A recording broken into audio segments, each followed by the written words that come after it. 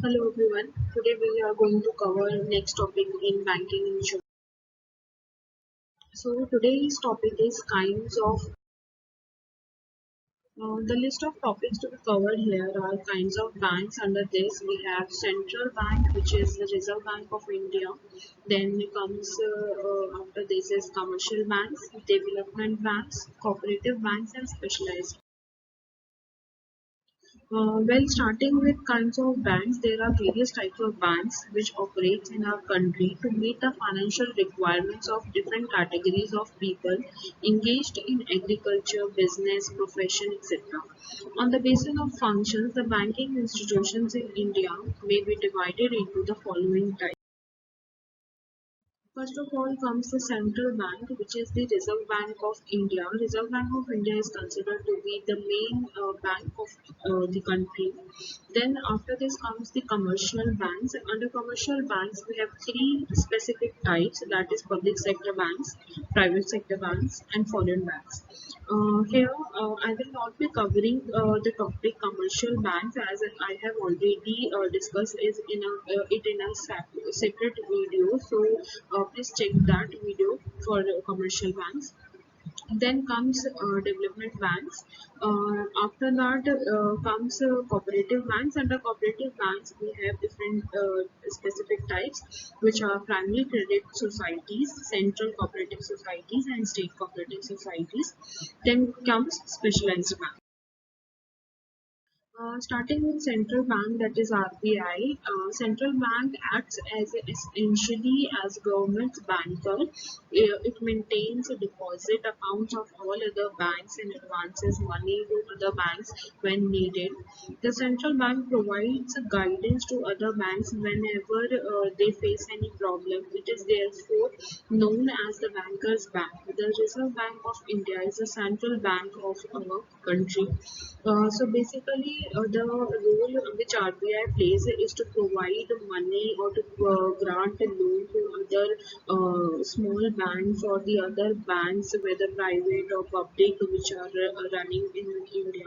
So RBI also plays an important role in issuing currency notes and maintaining the financial situation of for the whole country. Here, the central bank maintains records of government revenue and expenditure under various heads. It also advises the government on monetary and credit policies and decides on the interest rates for bank deposits and bank loans. In addition, foreign exchange rates are also determined by the central. Another important functions of the central bank, as I have told earlier, is the issuance of currency notes, regulating their circulation in the country by different methods. No other bank other than the central bank can issue currency in India. Now comes development banks. Development banks are business often requires medium and long-term capital for purchase of machinery and equipment for using latest technology or for expansion and modernization. Such financial assistance is provided by development banks. They also undertake other development measures like subscribing to the shares and debentures issued by companies in case of under subscription of the issue by the public. Industrial Finance Corporation of India (IFCI) and State Financial Corporation (SFCs) are the examples of development banks in India. Now comes cooperative banks. People who come together jointly to serve their common interest often form a cooperative society under the Cooperative Societies Act. When a cooperative society engages itself in banking business, it is called a cooperative bank. The society has to obtain a license from the Reserve Bank of India before starting their business in banking industry.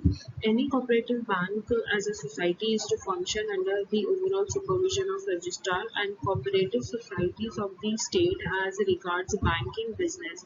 The society must follow the guidelines set and issued by Reserve Bank of India.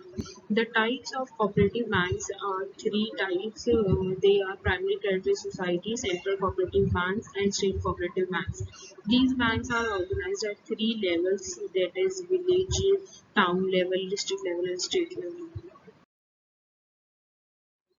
Now the types of cooperative banks. Primary credit society, these are formed at the village or town level with the borrower and non-borrower members residing in one locality. The operations of each society are restricted to a small area so that the members know each other and are able to watch over the activities of all members to prevent frauds.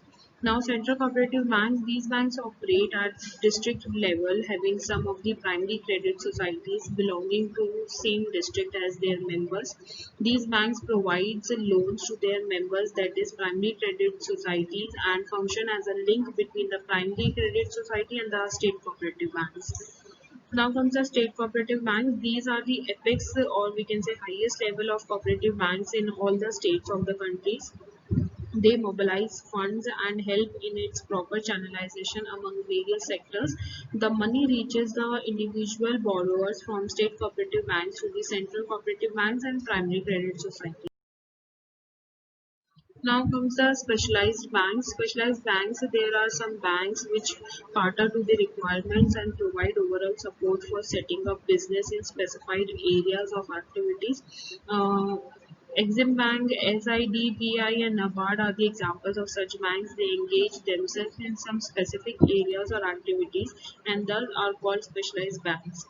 Uh, Now, to brief, uh, Export Import Bank of India, that is Exim Bank, if you want to set up a business for exporting products abroad or importing products from a foreign country for sale in India, Exim Bank can provide you the required support and assistance. The bank grants loans to exporters and importers and also provides information about the international market.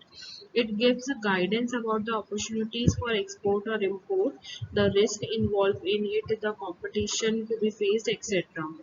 Small Industries Development Bank of India (SIDBI). If you want to establish a small scale business unit or industry, loan on easy terms can be available through SIDBI. It also finances modernization of small-scale industrial units, use of new technology, market activities. The aim and focus of SIDBI is to promote, finance, and develop small-scale industries. Now comes NABARD, National Bank for Agriculture and Rural Development. It is a central and apex institution for financing agriculture and rural sectors. If a person is engaged in agriculture or other activities like handloom, weaving, fishing, etc., NABARD can provide credit both short term and long term through regional rural banks.